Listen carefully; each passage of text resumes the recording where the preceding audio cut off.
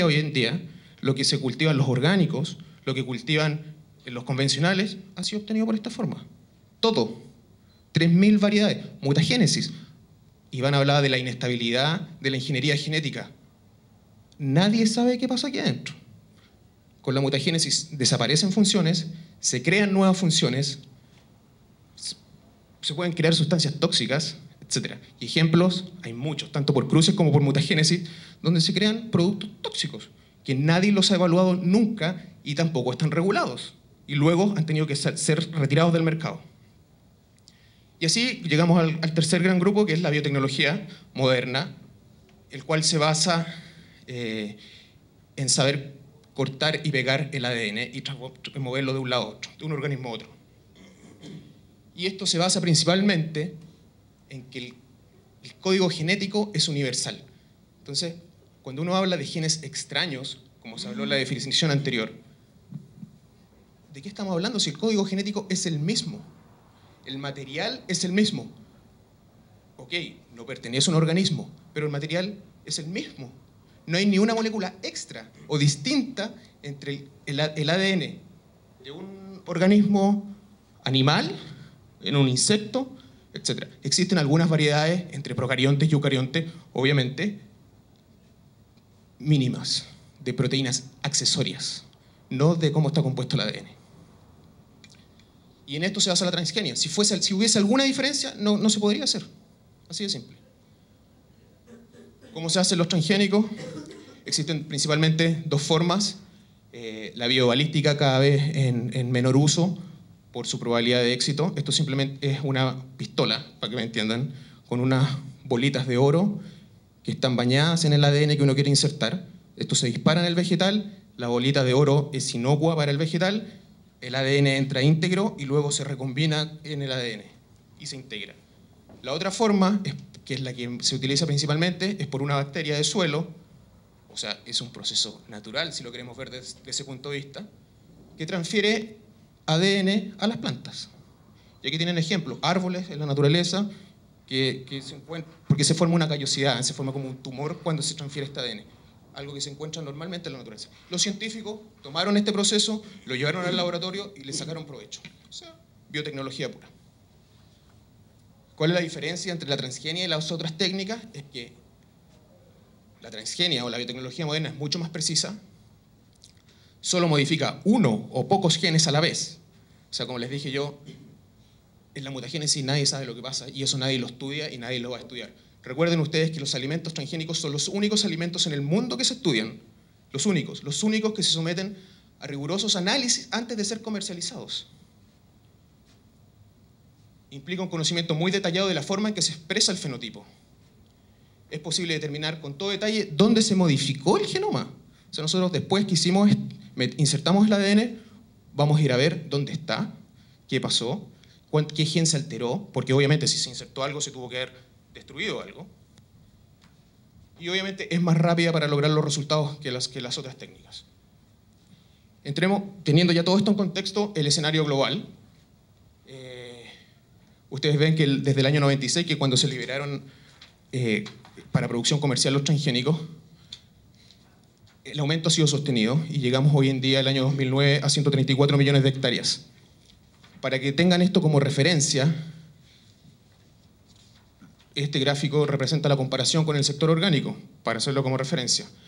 Hoy en día los cultivos orgánicos, la línea azul, perdón, el dato es del 2008, porque no hay dato más actual, o por lo menos no lo encontré, eran 35 millones de hectáreas exclusivas de suelos agrícolas, que serían comparables a 125 millones de hectáreas.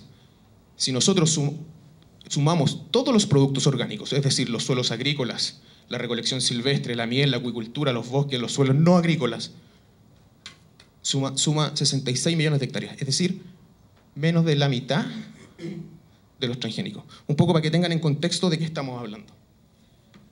¿Quién produce transgénico y dónde? Bueno, aquí un mapa general. El principal productor en el mundo es Estados Unidos, con más de 64 millones de hectáreas. Lo siguen países como Brasil y Argentina, con alrededor de 20 millones de hectáreas. Ustedes pueden ver que aquí en la región de América están los principales productores. Hay producción también en África, producción Australia, India, China, Filipinas Y la Unión Europea también hay producción. España, Portugal, Eslovaquia, República Checa, etc. ¿Qué es lo que existe hoy? Tenemos soya, maíz, algodón, canola. Iván también habló un poco de esto. Y un poco para que vean la penetrancia de estos cultivos en nuestra vida cotidiana. El 77% mundial de la soya es transgénica. 77% mundial. El maíz, 26%. El algodón, cercano al 50%, como les dije antes. La canola, 20%. ¿Y cuáles son las características que se han insertado en estos cultivos? Son la tolerancia a herbicidas, la resistencia a insectos, la resistencia a virus, y también se habla de la categoría de los eventos apilados, la cual tiene ambas categorías o más, los cuales dan cuenta de casi el 20% del área global. Para ponerlos en contexto, nosotros hablábamos delante del maíz, que era el 26% a nivel mundial. El 26% del maíz mundial es transgénico. Sin embargo, para que lo llevemos a un contexto aún más cercano, Chile importa el maíz, principalmente de los países de Estados Unidos, Canadá y Argentina. Estos países, la adopción de los cultivos transgénicos supera el 70%. Es decir, que todo el maíz que importamos de estos países, lo más probable es que sea transgénico, porque tampoco hay una intención de distinguirlos. En el caso de la canola, ¿para qué decir? Sobre el 95%, y en el caso de la soya, sobre el 90%. Hoy este 98% que dice Argentina es 100%. Toda la soya que nosotros comemos es transgénica aquí en Chile. Los salmones son alimentados con soya que viene de Argentina. No sé dónde está... Es habitual que nosotros comamos transgénicos. No sé dónde están los malestares estomacales, la gente está con mayores licencias, no sé. ¿Qué pasa en Europa? Todos ustedes saben que Europa ha sido el bloque más reticente a esta tecnología. Y con datos hasta el 2008, simplemente España el principal productor. Tenemos República Checa, Rumania, Portugal, Alemania cultivaba maíz Mono 810. Hoy en día puso una moratoria contra el maíz, sin embargo, produce papa transgénica con fines industriales. Polonia, Eslovaquia. ¿Qué pasa en Europa? Uno dice, uy, los transgénicos son tan malos, en Europa todo el mundo está en contra. Todo el mundo está en contra. Y es verdad, todo el mundo está en contra.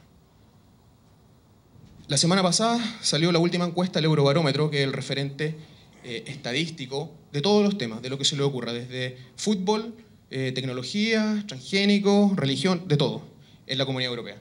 Y la encuesta que salió la semana pasada, el Eurobarómetro, fue relativo a los cultivos transgénicos y alimentos. Y como pueden ver en este gráfico, las dos barras de color rojo dan cuenta de cerca de un 61%, 61%, que están en contra de los cultivos transgénicos. Y cerca de un 23% tiene tendencia a estar a favor.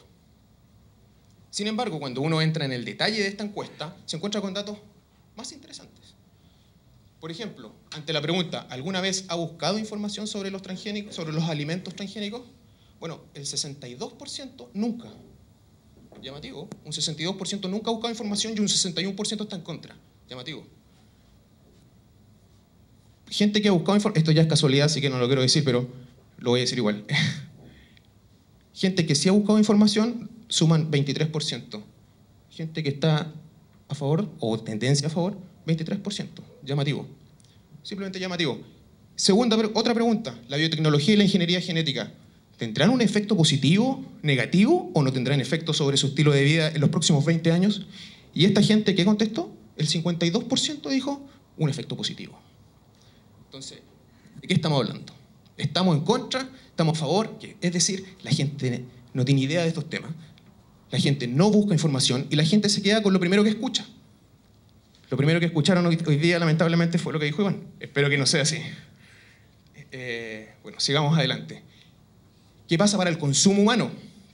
O que son tóxicos los alimentos transgénicos.